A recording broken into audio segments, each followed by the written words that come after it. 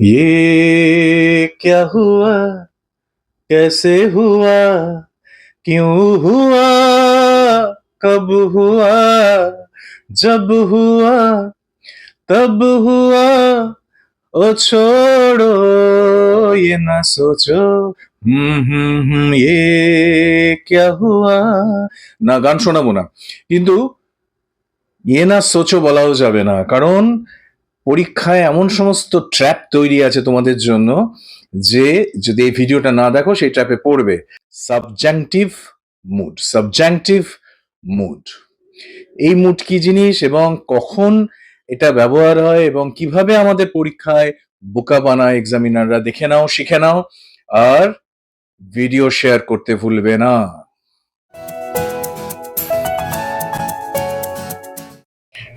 Subjunctive মুডটা কি? Subjunctive mood হচ্ছে এমন একটা ভার্ব ফর্ম যা তখনই ব্যবহার করি আমরা যখন আমরা কোনো পরামর্শ দিই, অ্যাডভাইস দিই, ডিম্যান্ড করি বা দাবি করি, কাউকে অর্ডার করি, বা কোনো কিছুর প্রয়োজনীয়তা বলি, বা খুব জরুরি কথা বলি। তাতে কি হয় ভাই, কি জন্য আজকে আমি এই কথাগুলো বলছি? তার কারণ হচ্ছে ছোটবেলায় যারা সামান্যতম ইংরেজি শিখেছো তারা জানো যে third person singular number simple present টেন্সে ভার্বের সাথে কি বসে? এস বা ইএস। যেমন he goes to school every day, my father reads newspaper, my mother cooks fish. সবাই জানো তোমরা এটা, সামান্যতম ইংরেজি যে জানো তারা জানো যে ভার্বের পরে এস যোগ হয় যদি থার্ড পারসন সিঙ্গুলার নাম্বার হয় এবং প্রেজেন্ট ইনডেফিনিট টেন্সে বসে। কিন্তু এবার আমি যদি বলি যে থার্ড পারসন সিঙ্গুলার নাম্বারে ভার্বের সাথে এস যোগ হবে না, তাহলে মনে হবে স্যার আপনি তো গ্রামারটা ভুল বলছেন। অ্যাকচুয়ালি না, সাবজাংটিভ মুডে সেটা ঘটে। এবার দেখো কিভাবে ঘটে। সেন্টেন্সটা দেখো, the teacher suggested that he go home. He এর পর গো, হি এর পর তো সারা জীবন ধরে জানি গোজ হবে। এটা সাবজাংটিভ মুড কেন? কারণ এখানে সাজেশন আছে, টিচার সাজেস্টেড, এখানে গো হবে, গোজ হবে না। অর্থাৎ the teacher suggested that he goes home যদি লেখো সেটা গ্রামাটিক্যালি ভুল হবে। আরেকটা সেন্টেন্স দেখো, the officer demanded that the accused be punished. Officer demand করেছিল যে যে দোষী তাকে শাস্তি দিতে হবে। এবার দেখো এখানে বি বসলো, এখানে ইজ বসবে না, কারণ অ্যাম, ইজ, আর, ওয়াজ, ওয়্যার এই ভার্বগুলোর মূল ভার্বটা কি? মূল ভার্ব হচ্ছে বি। বি ভার্বের ফর্ম হচ্ছে অ্যাম, ইজ, আর, ওয়াজ, ওয়্যার ইত্যাদি।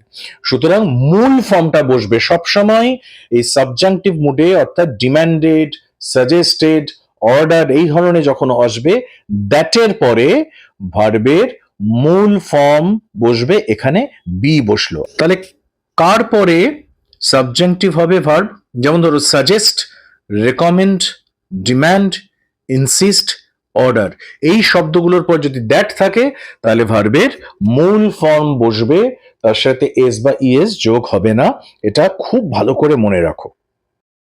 অথবা যদি সেন্টেন্স এভাবে শুরু হয়, insist, request, it is necessary, it is important, it is essential, that, তাহলে ভার্বের মূল ফর্ম বসবে উইদাউট এস অ্যান্ড ইএস। তাহলে সহজ মনে রাখার উপায়টা কি? ডিম্যান্ড, সাজেস্ট, অর্ডার দেখলেই বেস ভার্ব ব্যবহার করো। বেস ভার্ব মানে একদম প্রেজেন্ট ভার্বের ফর্ম যেটা। ওকে, এবারে ধরো ডব্লিউবিসিএস পরীক্ষার প্রিলি আসছে বা এসএসসি পরীক্ষার এনটিপিসি, যে কোনো যেখানে ইংলিশ আছে সেইখানে এটা দেওয়া থাকলো, হি সাজেস্টেড দ্যাট হি গোজ দেয়ার।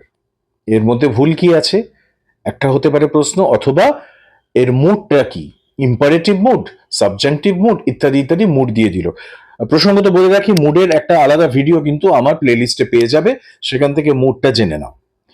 অবশ্যই এখানে শি গো হবে, কারণটা আগেই বলে দিয়েছি। কেমন লাগলো জানিও। আশা করছি নতুন কিছু শিখলে, যারা জানতে তারা তো জানতে, যারা জানতে না বারবার শোনো, শেখো, পুরোনো ভিডিও দেখো, কারণ প্রচুর শেখার জিনিস আমার ভিডিওগুলোতে দেওয়া আছে।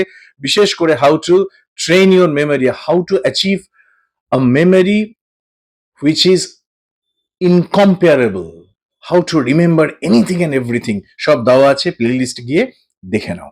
টাটা।